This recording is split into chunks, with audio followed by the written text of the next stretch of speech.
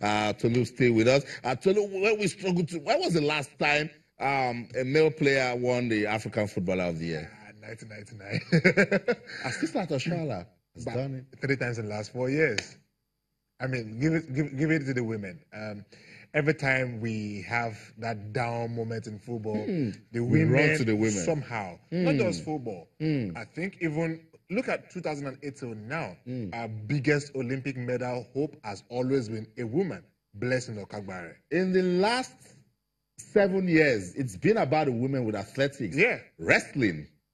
Women. I mean, so you... Coincidence or not, but let us give respect to whom respect is due, and let us give all accolades when it is due too. The recent trophies we've had in football, or it's from the women. Everything happening right now. So when we talk about sports in Nigeria, we really can't separate the women because they've brought smiles on the faces of Nigerians as a whole over the past few years. That's right. So we're still going to we'll keep celebrating the women, but I also want you to talk to us as regards the draw for the 2018 FIFA World Cup. We have Coach Mansour Abdullahi is going to be joining us from Abuja Stadium. Before we get to speak to Coach Mansour, let's just run through the draw once again. It was done today in Rennes, right there in France. France will be hosting the FIFA Under-22 Women's World Cup. It will kick off from the 5th of August and run till the 24th. Group A. In Group A, we have the host, France, Africa's second representative, Ghana, New Zealand, and the Netherlands. They complete Group A. In Group B, Korea, DPR, a fourth. The women's football now, they're doing so well. England is in that mix, Mexico and Brazil. And that's also a tough group. Look at it. Group C has the United States of America, Japan, Paraguay, and Spain. While Group D has Haiti, China, the four corners of Nigeria, and Germany. Women's football. Yes, it doesn't command the sort of followership that the men's game commands, but when you watch it, you see some quality football. Definitely. I mean, and you get real entertainment. Real entertainment. Look, going into this tournament, it's also good, I was saying, that some of the Falconers got some exposure from the Waffle. They can now go into a major tournament saying to themselves, look, we have some exposure, we have some experience, we're coming in here with confidence. The way they defeated teams here and away from home while qualifying was... Morocco cancelled. South Africa cancelled. South Africa was a rush. What a rush. Home and away. Look, so the way that confidence... those results are good enough confidence boost for them. So they can go into this tournament, and beginning with Germany, who sort of have been a real woe for Nigeria at this tournament. 2014, we had Assistant Oshola finishing with the golden boot, and equally as a player of the tournament, and equally with the silver boot, yet we lost. However, they can go into this tournament thinking, okay, Germany have been a trouble for the nation over the past few years, but coming with the level of confidence and exposure, we can turn things around. Look, whatever happens with the Germany game, though, even if they don't win it, I think they still have what it takes to go ahead as far as possible. That's what Harry says. So the worst thing is lose to Germany.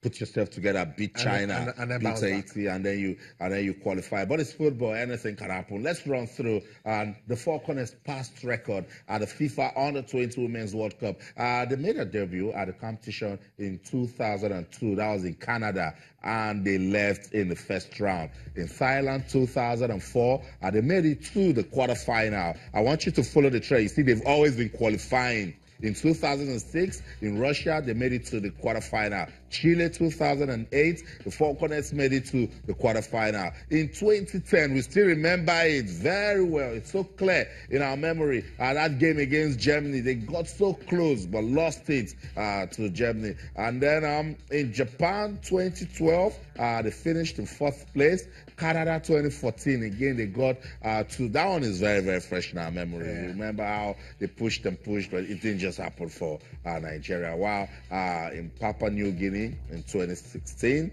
they left in the first round. So the last experience wasn't so good. Yeah. So they'll be going into it knowing that they need to get a better. And it's history. important to equally state that for the 3 of the last 4 tournaments, Nigeria have gotten to as far as the semi-finals in the Under-20 Women's World Cup, and twice they've gotten to the finals in that space. So they can go into this thing knowing that we are on a very good trend. We can easily call the last experience in Papua New Guinea as a one-off. And with the quality of players we have and the quality of football we've seen, so much that the people of Benin no longer want to miss their matches anytime they're in Benin. It's always filled up. Look, I think these ladies have everything it takes. What is next is preparation. Yes, we know the men's World Cup is going to happen a couple of months before then, but we need them prepared for this one.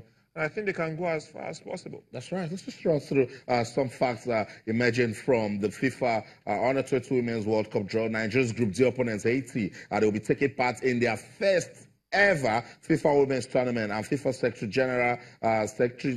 General Secretary Fatma Samora says that she would like to send warm regards and congratulate Haiti making a debut at the competition. And France will also host the 2019 FIFA Women's World Cup final. So good one coming out of women's football. And for Fatma, what they've been fighting for is the same thing Aisha Falode talked about, equal opportunities. Yeah. I remember the U.S. soccer team, they came together and said, look, whatever you do for the men, do for, because bring the records and you'll see that we've made America smile more. Yeah, and that is the honest truth.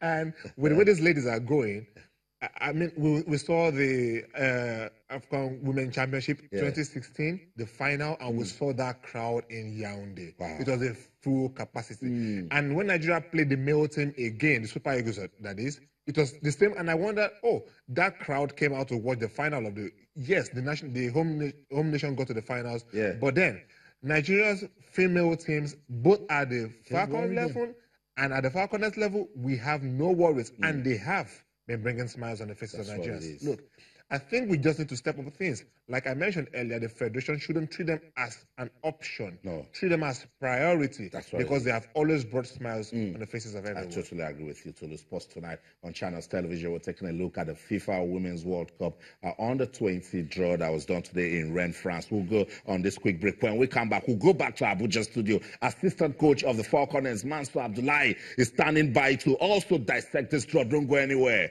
Stay.